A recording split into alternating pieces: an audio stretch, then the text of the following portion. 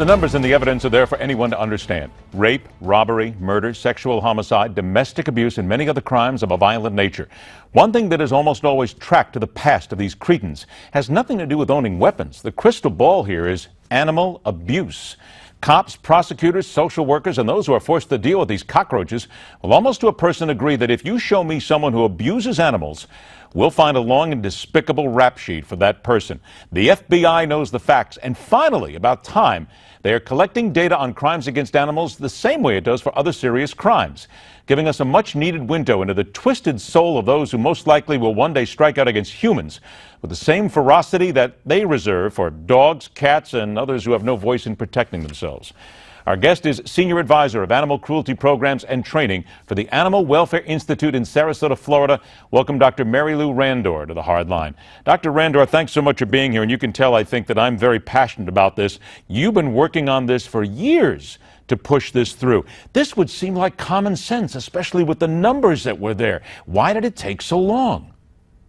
I think Thomas Paine said there's nothing common about common sense. And it did take long, and the FBI at first was resistant to the idea. However, they are now 100% behind it, so that's the good news. And it takes a while because I think it takes a while for the information that has come from research and from people in the field, domestic violence workers and people working with children and animal protection.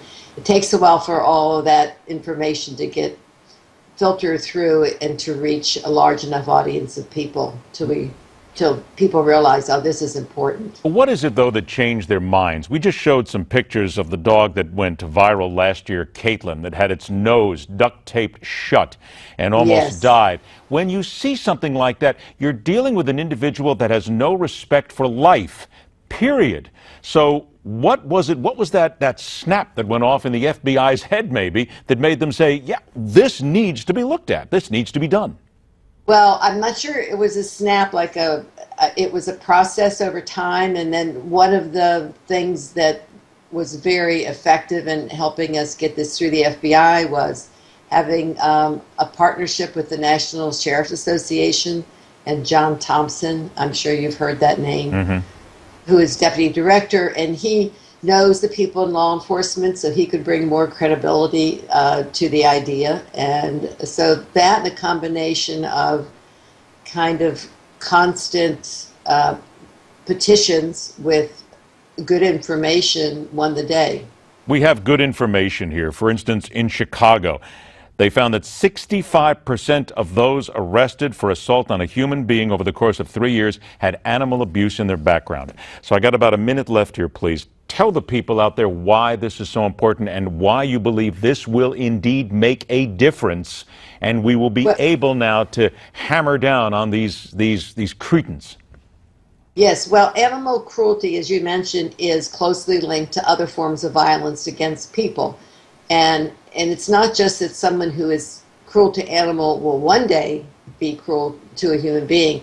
They often occur at the same time.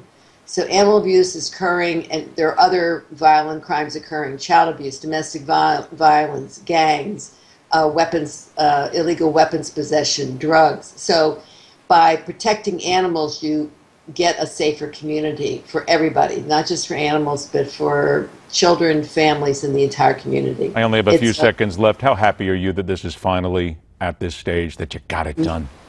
I'm happy and I'm grateful. I'm ready to work to get it implemented. I will tell you this, and again, I wear it on my sleeve. I'm an animal supporter in these areas. I find these people to be despicable, and I thank you so much for what you've done. It's about time somebody brought this to the fore, and let's hope it doesn't stop here, that other agencies get involved, take this information, get it from the FBI, and put it to use to find these people. I want to remind everybody, you can learn more about this effort. Go to Animal Welfare Institute. Go to their website, AWIonline.org. Learn about it.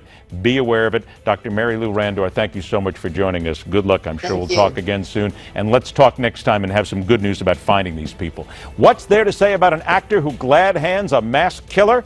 That's coming up next, right here on The Hard Line.